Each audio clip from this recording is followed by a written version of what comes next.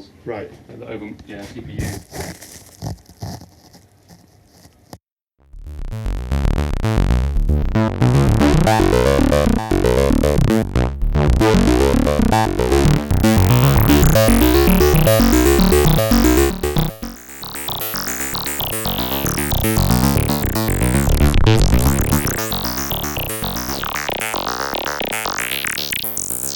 So here, Finlay and Jamie from Future Sound Systems, who have been stood ready and waiting since I told you I was coming. We've been expecting you, yeah.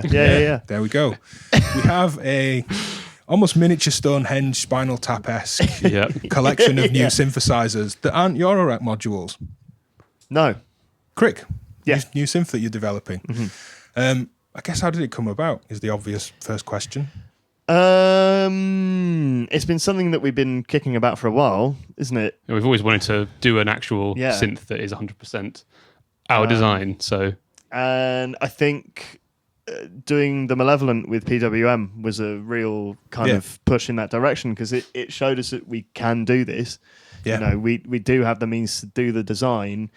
Do we have the means to do the kind of manufacturing and assembly and production end of it? And I think we do. I think we'll find out. Yeah, we're slowly finding out the kind of hurdles of it all. But it's just been a thing of kind of looking at what we've had in the design bank, I guess. Yeah. And just saying, well, yeah, what happens if we throw all this stuff together? I mean, that's very much this one. Well, that one was. Well, you certainly have the circuits and pairings of modules, which we've got a recombination engine and a Timbral Sculptor. Yeah. Or variations of in essentially, here. Which is a killer combo in Eurorack. No, thank you. Just flesh it out and make a synth. Yeah.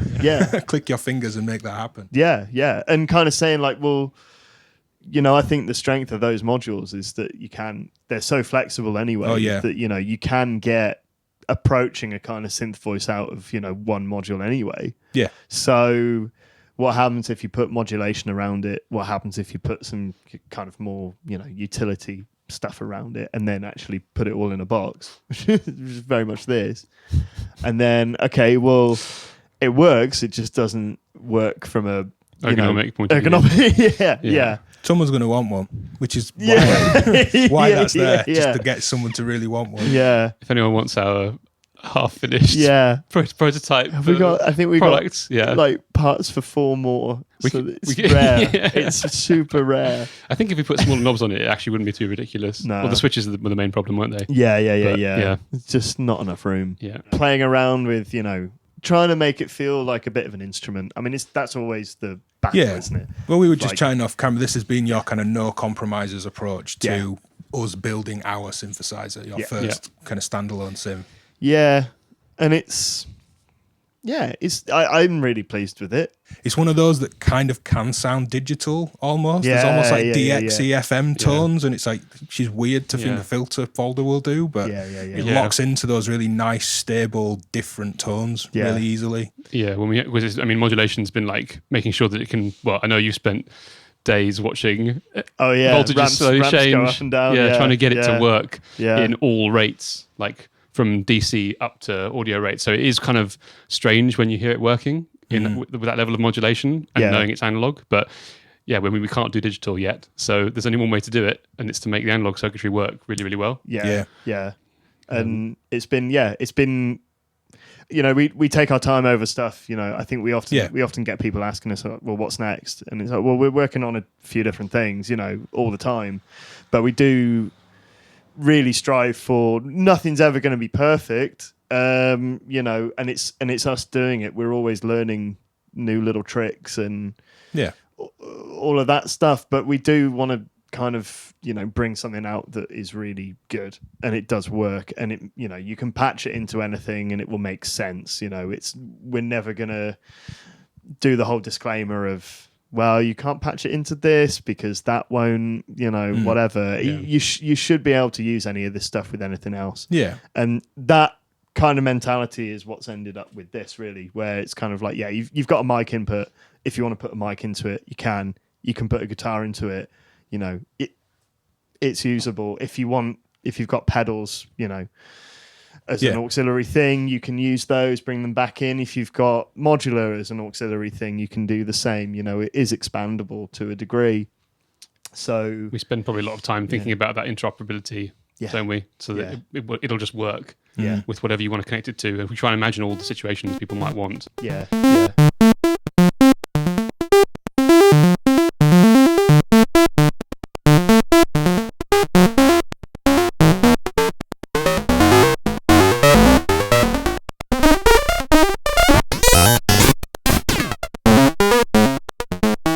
I think the beauty of having the matrix is that you do have a set of sources and destinations, and you kind of, whatever you put anywhere, again, we've kind of made a vaguely, you know, forceful attempt to make sure that any connection does make some degree of sense. You know, even if it's like, I think the only things that won't really work is if you take like the negative DNA oscillator into the trigger inputs, because it's negative. Yeah, because it's a negative voltage. You know, anything else, it's like, you can gate the envelopes off anything. They go up to audio, so you can do the whole kind of surge-esque, you know, using the envelope to filter or shape or whatever. Yeah. You know, you can do really daft things with it that do give you these kind of happy accidents that, you know, the pin matrix is fantastic at. Because, well, and it's one thing to have a modular system in front of you where that invites you to maybe just move a couple of inches one way and plug a cable in somewhere different. When they're all right under a handspan, effectively, it does just encourage that. I'll just plug into the next one across without even realizing what the next one across is yet. Yeah. And I think, it's just been a really nice exercise of kind of like, can we make something a bit different? You know, the few people that we've shown, you know, these things to, they kind of immediately go, oh, it's an EMS clone. It's like, no. Like, you know, that's evident. It uses a pin matrix, and within that, you know, there is the whole, okay, how do you handle like signal level? Because, you know, in the classic Eurorack patch environment, let's say, you've got attenuators everywhere. You know, with that you can't really do this because you're in kind of like a bus environment, so you can sum everything together, but then you've still summed at the same, you know, unity level. So you've got to kind of have output levels on everything, and you've got to have input levels on everything, but then that gives you a layer of performance. Yeah, and those controls then are right where you want them. Like I was modulating the decay with the sample and hold earlier, really simple thing. The decay attenuator is right next to the decay control on the envelope, rather than in a separate mixer VCA attenuator that's at the other end of a system. Exactly, It puts all the controls kind of under your fingertips. Yeah. So, you know, it's one of those things that, you know, it's been really interesting to just sit and play with, and I've lost hours to it now. You start testing something, and then you're like, oh, what happens if I do this? And then it's like 2-3 hours later, and like, oh, I better actually go and change that. Otherwise, I'm not going to get any work done on this today, you know.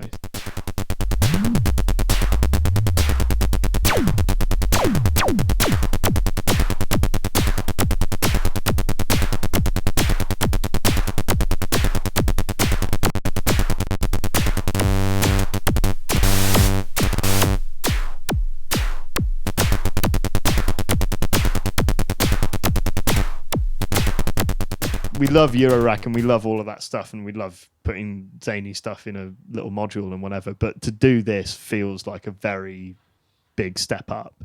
Yeah. Well, it brings it all together right through, I've said a couple of times, that right through the modulation and the existing modular bits that are in there. Yeah. No compromise all the way through. Yeah, it's like, well, it's also like you say, with Eurorack, there's not really, you can only control the ergonomics to some degree. Yeah. Because, you know, you've got to have your, you know, like you just said, you know, you've got to have your jacks and all your controls on one physical space, but you can lay it out however you want ergonomically. So that was a big thing. Yeah. And I think I definitely underestimated how hard that would be to do. Like with this, it'll be fine. It's terrible. Yeah. It's really just like, it's not all right. And then switching to landscape and actually thinking about it a bit more. I think we needed to do that, to learn what we needed to do absolutely, on this to make it make more sense. Yeah. Because this was very much like, well, let's just take an off-the-shelf box. Yeah. We probably underestimated the difficulty of that because of having designed so much stuff in Eurorack, where you just don't have that much choice. Yeah. You've got limited space.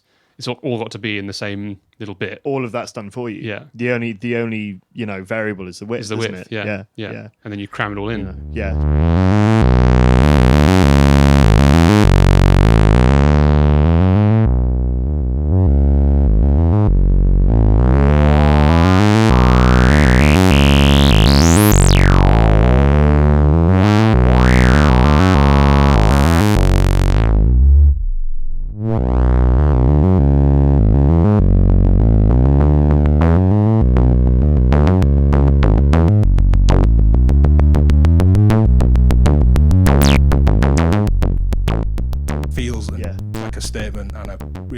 Statement. Oh, thank you, Ben. Yeah. That's great. That's in proto form. Yeah.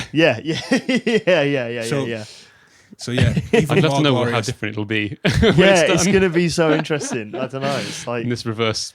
Well, someone's going to want a white one, and they're then going to want a portrait one. Yeah. I mean, we have got a handful of spares, haven't we? Just do a shelf clear out. The future's bright.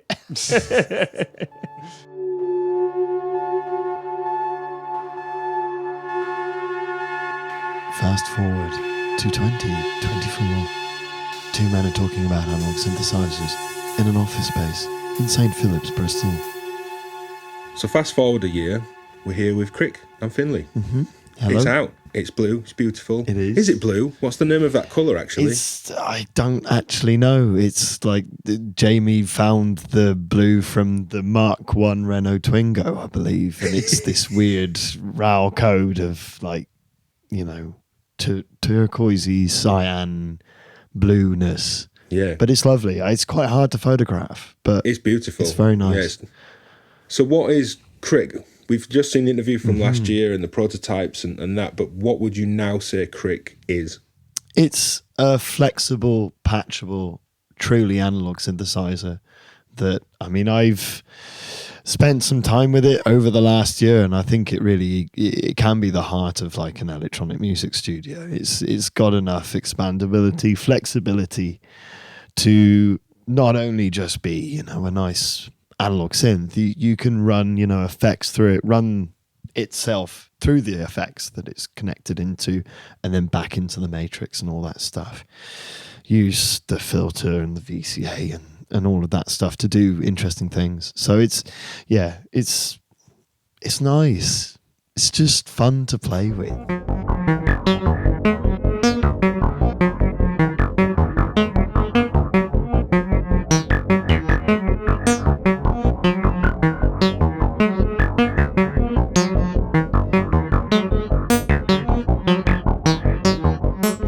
So you have a really nice line for Cric that is old school circuits, new school synthesis. Mm-hmm. What does that mean?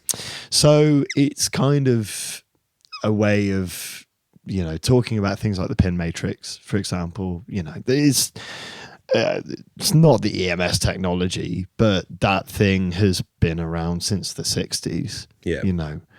And kind of what I'm trying to do with it is push it forward, really. And things like the filter, it's a state variable filter, but there are things in there that do, I think, new things, Yeah, genuinely new things you don't find on, digital synths. Lots of menus and options and tons of different synthesis methods. There's still things in here, in analog circuits, that just aren't commonplace at all. Yeah, and it's trying to find those little things that do, kind of some magic, really.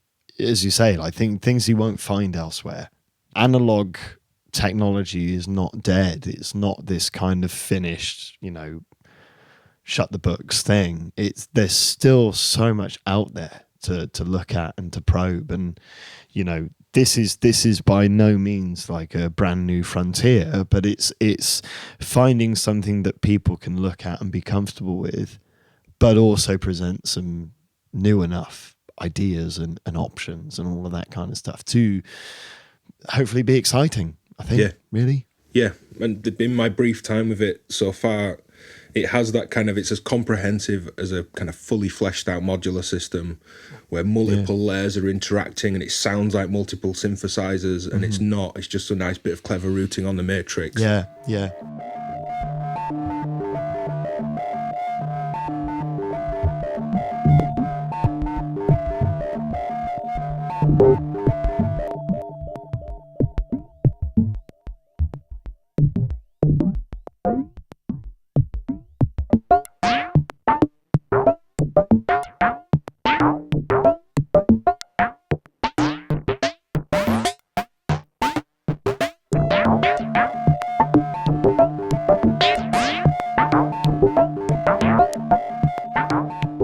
this the day after Machina Bristronica, and talking to other engineers or just users and artists that have seen it, everyone said it doesn't sound like anything else. No, it's fab. It's doing things that aren't. That was my takeaway of kind of, if I had to sum up everyone else. Yeah. Because I did a lot of go see Cric. You've got to go see Cric. It has that. That was the takeaway of it just doesn't sound quite like anything else. And that's kind of the whole future sound systems thing, right? You know, I don't want to spend my time designing things that sound like things that people can already get. You know, and I think that's probably why, you know, the whole like, oh, it sounds really angry, you know, thing often gets leveraged at the designs, is that it's like, well, yeah, because, you know, that's quite an easy thing to do, to find filters that sound like really aggressive and all of that, but in different ways. You know, clean filtering has been done a lot. Yeah. And you should say this can be clean. There's been some really lovely, bubbly, softly resonant things. Yeah. I think that's the thing. This is potentially a little bit different to what people expect from future sound systems, maybe. But you know, it's all those bends and twists. In a simple sense, an oscillator into a filter to a VCA, you could make a very clean, very simple but musically interesting synth patch. But there's ways of bending and twisting at every single stage. Yeah, absolutely. Rather than I'll run this through a distortion at the end and beef it up. Like there's ways of twisting and wave shaping everywhere. Yeah. And that's, you know, that's kind of what the design philosophy really was, hence the new school synthesis bit, is that you can take that subtractive model and you can do interesting things with it still. There are so many things that you can do, you know, even with an oscillator. It's like, well, okay, have your standard wave shapes, and then like, well, what happens if they are actually out of, you know, if you make the triangle asymmetric or whatever, that can be a feature. You can make that into a feature. Yeah.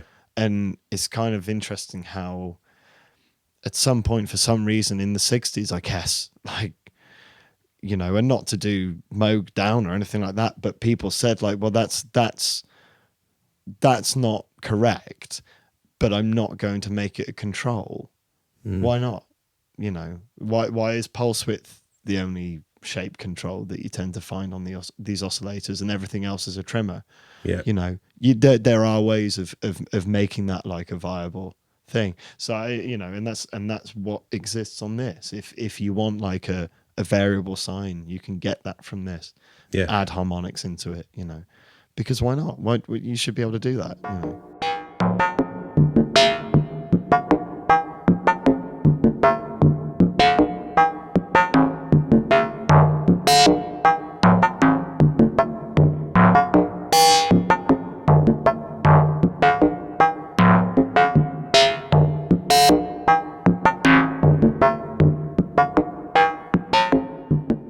I'm really looking forward to getting more time with Cric. It's incredibly impressive. Kind of everything has sounded good. But yet there's been haven't found its corners yet. It's vast. Yeah. And Cric is out now. I am really excited to see it out in the world and see what people do with it, because I mean, I keep finding things with it, you know, where I'm like, oh, that's cool. That's really cool. It is a deep machine. Yeah. So find one wherever you can and play with it. Go buy a Cric.